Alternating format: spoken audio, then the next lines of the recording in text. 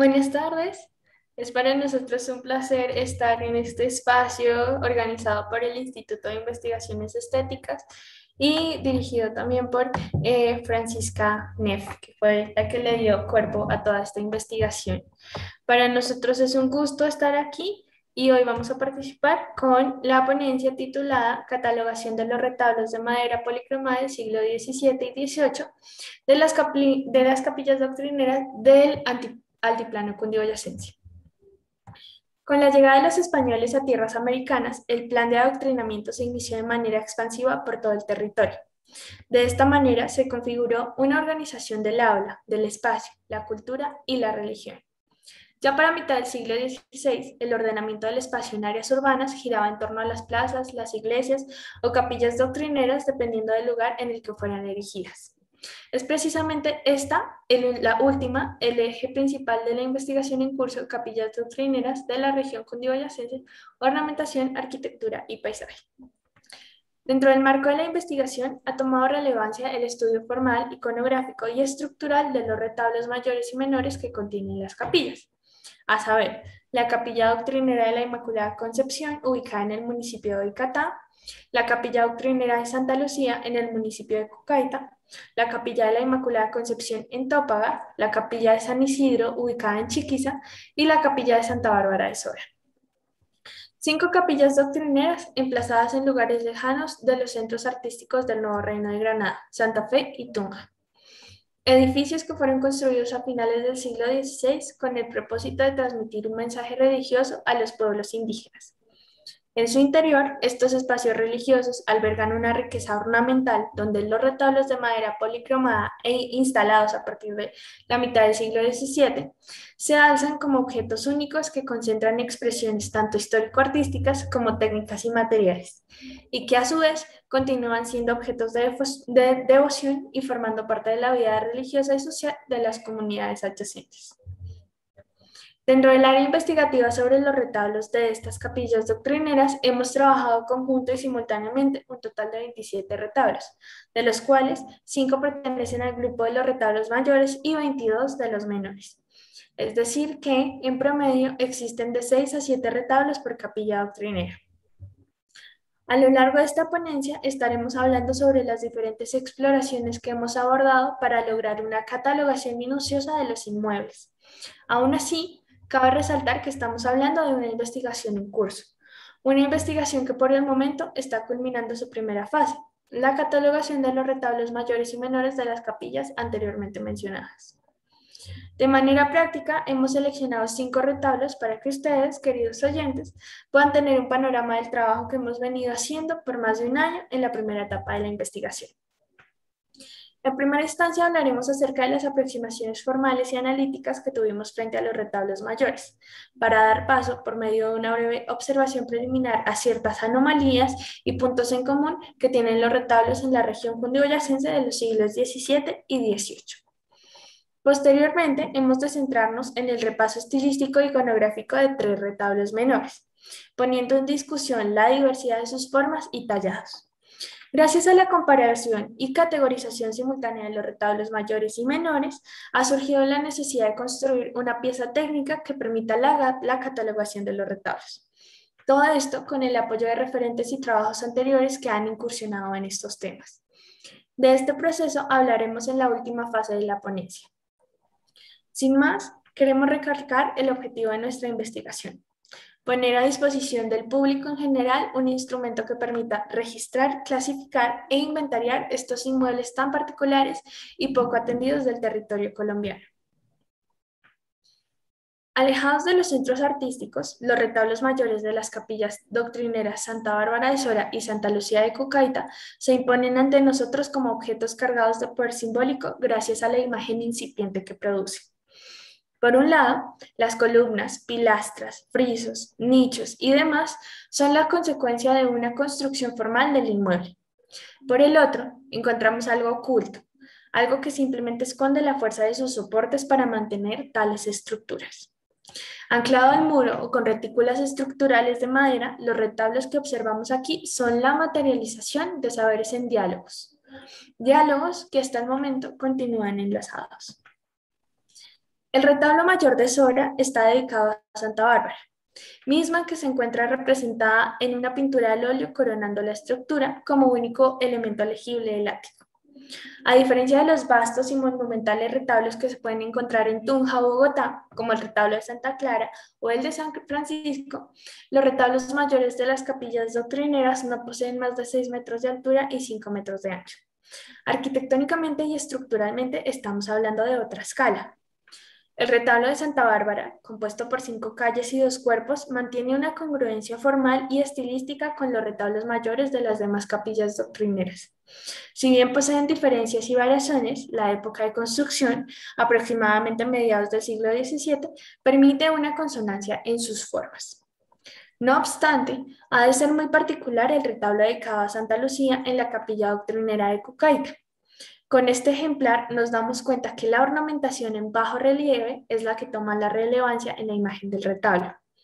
Asimismo, no es de extrañar que a diferencia del retablo de Santa Bárbara, donde se presenta a nuestra vista un dorado absoluto, el retablo de Santa Lucía obedece a tendencias propias de una época posterior.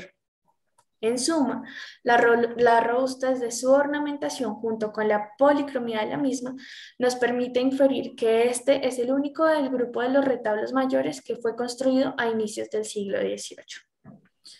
A su vez, la composición del retablo se establece a partir de 2 cuerpos y 3 calles diferenciadas fuertemente por una sucesión o juego triple de columnas y como remate un ático compuesto por 2 nichos laterales que albergan imágenes de bulto y el central con una pintura aún sin identificar.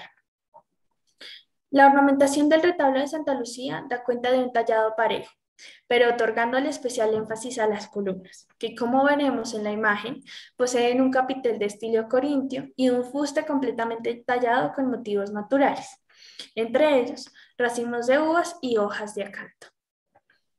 Por su parte, la ornamentación del retablo de Santa Bárbara atiende a la austeridad de la región y la época en la cual se inscribe. Esto no significa que deje de lado su componente decorativo. Las columnas, nuevamente, son el punto central de la ornamentación. En este caso, el capitel de orden corintio tiene los círculos pintados en dorado con dos franjas de hojas de acanto policromadas y se separa del fuste por una moldura de bosel. El fuste, por su parte, y a diferencia del otro retablo, se encuentra fraccionado en 3/4 partes de arriba hacia abajo respectivamente. Los fustes de la columna del cuerpo superior son estriados y dispuestos en diagonal, mientras que los fustes de las columnas inferiores tienen las primeras 3/4 partes estriadas, al igual que las superiores, y en la parte inferior un bajo relieve donde se observa un fino tallaje de lo que podría ser una flor. Con los frisos de los retablos ocurren cosas particulares. En el caso del retablo de Santa Bárbara, el friso se encuentra compuesto por una cornisa coronada por un alero saledizo y un arquitrabe sencillo de una sola banda. La parte central del friso, sin embargo, presenta variaciones dependiendo del lugar donde se ubique.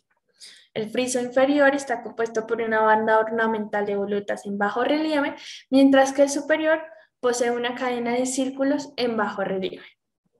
Por otro lado, el friso del retablo de Santa Lucía presenta una ornamentación que de alguna manera llena la banda principal con diseños vegetales en dorado, donde se observa con claridad hojas de lis heráldicas y estrellas de 16 puntas. La cornisa y el arquitrabe son muy similares a los retablos de Santa Bárbara. El contexto de nuestra investigación estuvo marcado por la llamada pandemia o COVID-19. Fue precisamente por esta razón que nuestras salidas de campo se vieron altamente reducidas.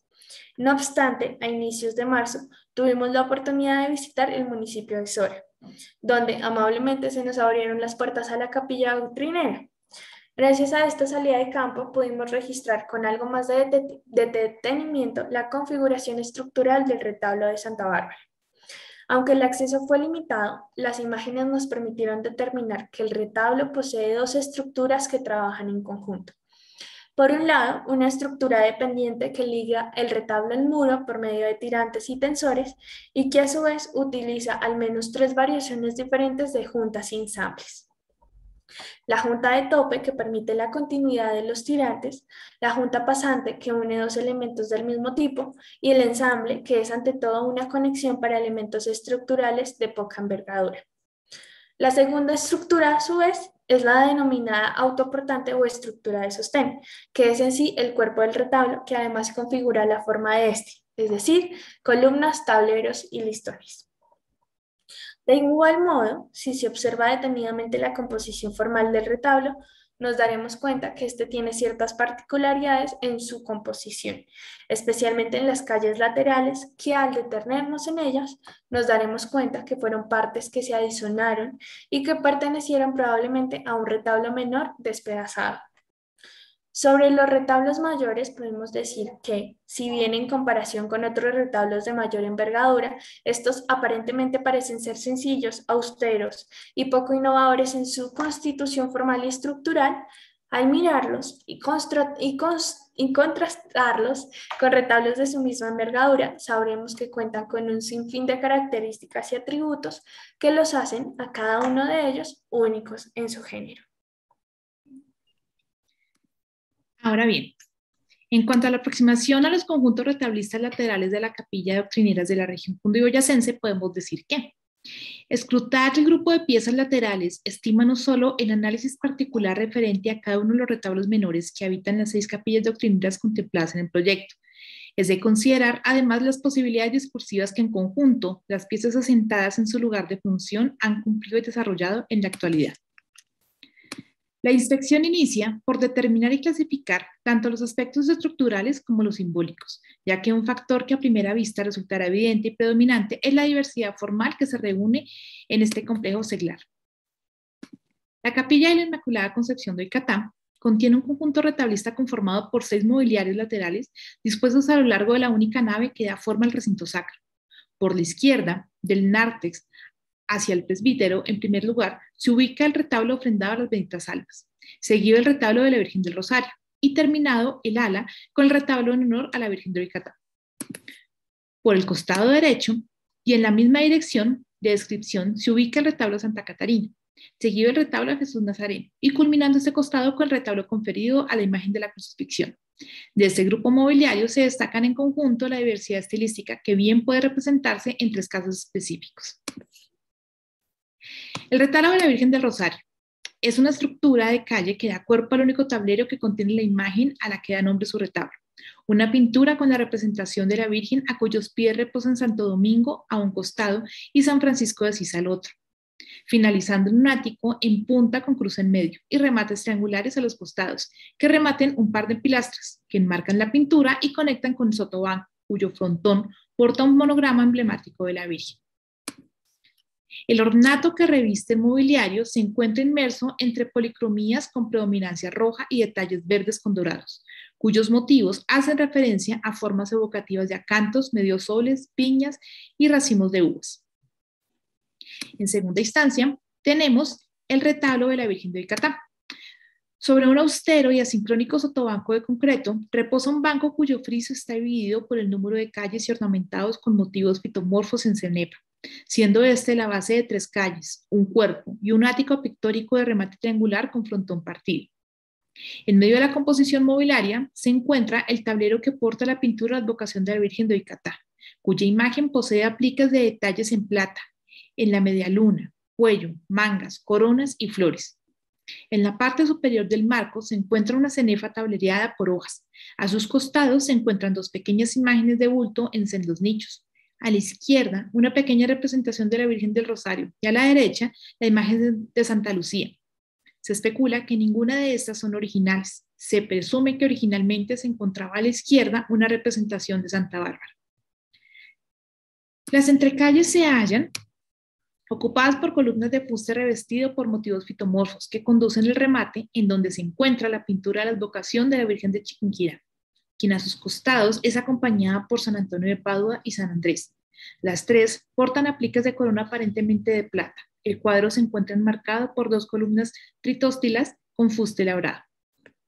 Por último, encontramos el retablo de Jesús Nazareno, que tras un sotrobaco de frontón ornamentado y dorado se sostiene la estructura retablista posiblemente más anómalamente curiosa del conjunto mobiliario, que contiene la mencionada capilla. Esta pieza se encuentra revistiendo el contorno de una bóveda de cañón empotrada en el muro y en el que reposa la imagen a la que se le confiere el retablo, una escultura que evoca parte de la pasión de Cristo. El marco policromado con fondo rojizo y detalles ornamentados fitomorfos en colores dorados y azules comprenden figuras alusivas a copones floridos y frutales que asimétricamente alternan posiciones con ventanillas de imágenes que aparentemente refieren a dos arcángeles y en medio a Jesucristo. Por los laterales emergen par de pilastras con motivos marianos, cuyos remates convergen en jarrones a modo de remate, dispuestos a los costados de un ático, en cuya mitad se encuentra el símbolo del Sagrado Corazón bajo una concha y una cruz.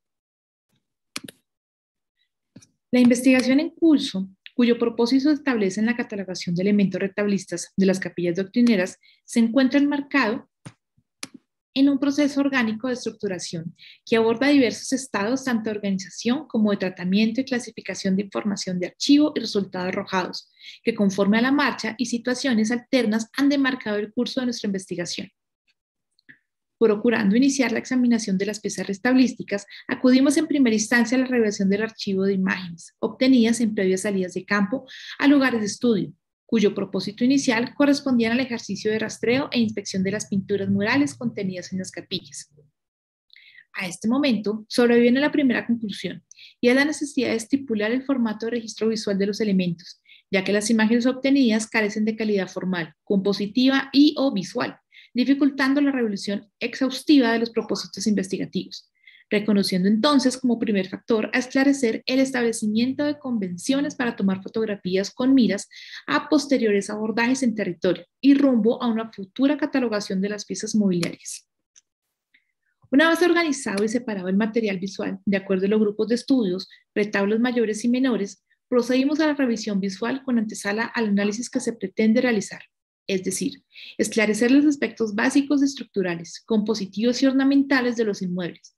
De este modo, se obtiene el primer inventario de imágenes que clasifican partes, detalles e iconografía de los retablos, para poder comenzar a señalar aspectos anómalos o reiterativos en cuanto a sus formas, distribución de imágenes, tipo y ornato, entre otros aspectos que van surgiendo como elementos dentro de la revisión analítica y que van reclamando un lugar y una posición dentro de la inspección investigativa.